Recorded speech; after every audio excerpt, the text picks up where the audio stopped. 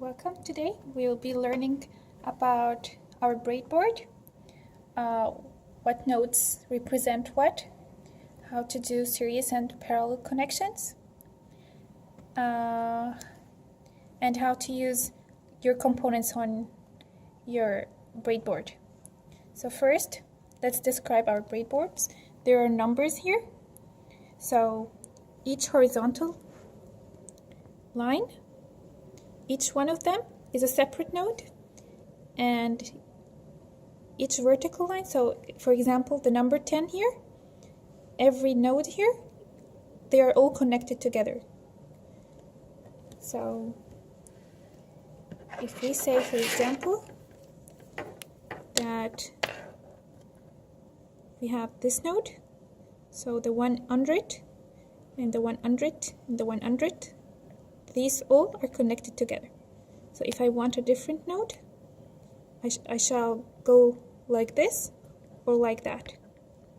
So this means if I have two resistors connected in parallel, so I will put, for example, one on node 15 and the other one on the same node but here.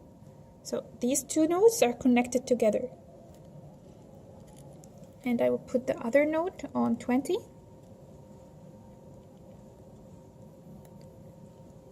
and that node on 20. So now the two nodes on 15 are connected together and the two nodes on 20 are connected together. If I want to connect them in series, then I will have one that's connected like this, and they have a common node. So I will put the common node on 20 and the other node, for example, on 25. And this is your series connection. So this is how you do series. We have three nodes. The first one, the common node that connects both of them, and the third node. And if they are in parallel, then the two nodes should be connected to their equivalent two nodes. So if I'm on 15, I will connect on 15, and the other one on 20, I will connect it on 20. So I have only two nodes. 15 is connected to each other and 20 is connected to each other. Okay? So what if I have an IC? So what's the perfect way to connect it?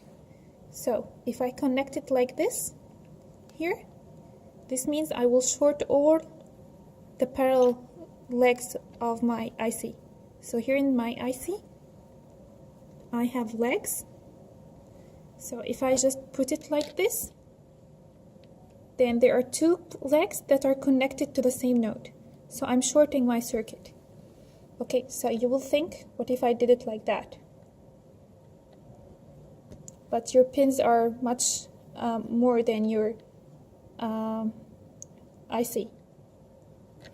Okay, so the breadboard is designed with that line in the middle.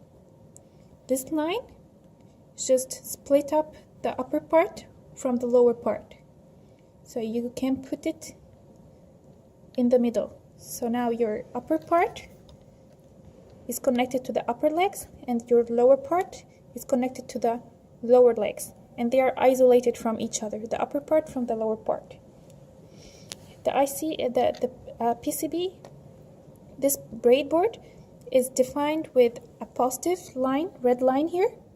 We usually use it as a reference to supply our voltage to, and the negative supply here, we use it to put our ground to. This circuit, the positive and negative line here are not connected with the positive and negative line here. So we use jumpers in order to connect them. So I put the negative one with the negative one and the positive one with the positive one. Now every point here in the blue line is connected to ground, same like that one here, and every red line is connected to the supply, same as that one here. So when I get my voltage from the power supply, I will put the positive node here and my ground node here.